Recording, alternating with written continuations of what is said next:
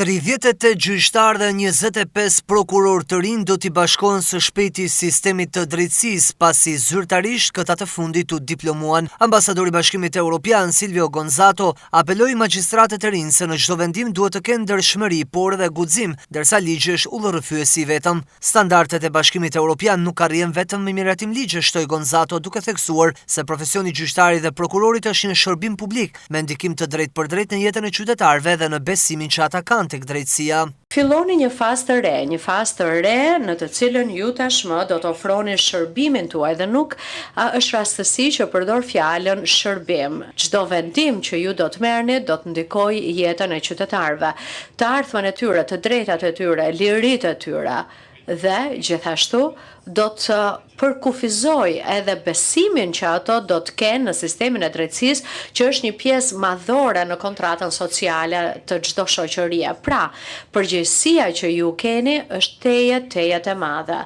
Dhe kjo kërkon shumë më shumë se sa njohuri teknike apo ekselencë, kërkon mbi të gjitha integritet, ndershmëri, pavarësi, guxim, kuraj, por mbi të gjitha edhe faktin që duhet të jeni vërtet të përulur. Pra duhet të jeni të përulur, jo arrogant. Dhe më lejoni të them gjithashtu që ndërkohë që Shqipëria ecën përpara në objektivin e saj për të bërë shtet antar, roli i magjistratëve bëhet edhe më i rëndësishëm.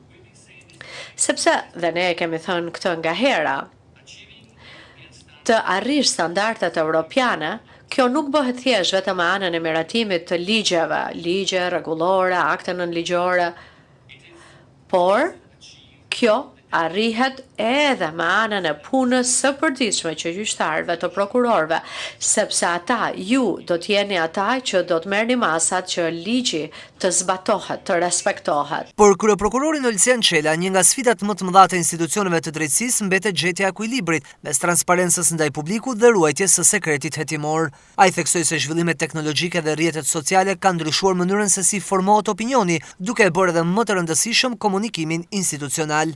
Nuk është e lehtë për institucionet tradicionale të përshtatshme në kohë këtyre zhvillimeve transformuese shoqërore.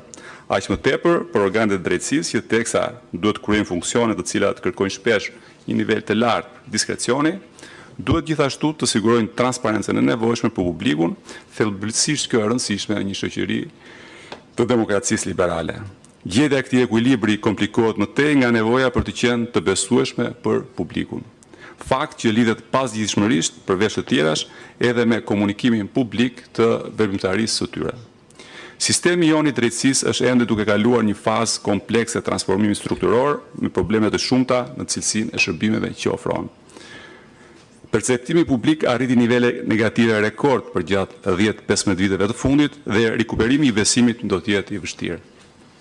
Mbi ngarkesa do të ndikojë edhe për një periudhë të konsiderueshme cilësinë e performancës së organeve të drejtësisë, ndërkohë që pritshmëritë janë shumë të mëdha. Përmirësimi do të vijë patjetër, por vështirësi se do të ketë ritmin që kërkojnë sfidat me të cilat përballet vendi. Në këto rrethana, as pak të favorshme, modernizimi i formave dhe strategjisë së komunikimit është kthyer në një domosdoshmëri. Kreu i Gjykatës së Lartë Sokol Sadushi paralajmëroi magjistratet e rinj për sfidat që i presin në rrugtimin e tyre në një kohë kur teknologjia transformohet çdo ditë. Ai u tha se pavarësisht ndryshimeve të kohës, detyra mbetet e njëjtë, shërbim ndaj ligjit. Shpesh më të vështira janë ato vendime ku ligji është i qartë, por rrethanat njerëzore, presioni publik, vetmia e vendimarrjes dhe pesha e pasojave ju vënë në provë. Në ato çaste përgjigjen nuk do ta gjeni vetëm në ligj, do ta gjeni tek vetja juaj. Aty do të kuptoni se cilësia më e rëndësishme e një magjistrati nuk është vetëm inteligjenca.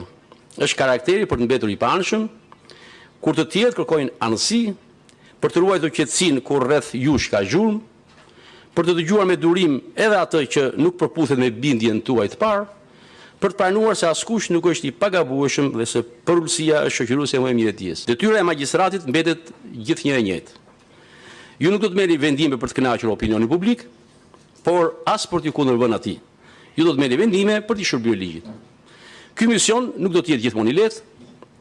Do të ketë ditë kur do të ndiheni vetëm, jo sepse nuk do të keni koleg pranë, por sepse ka vendime që askush nuk mund t'i marrë në vendin tuaj.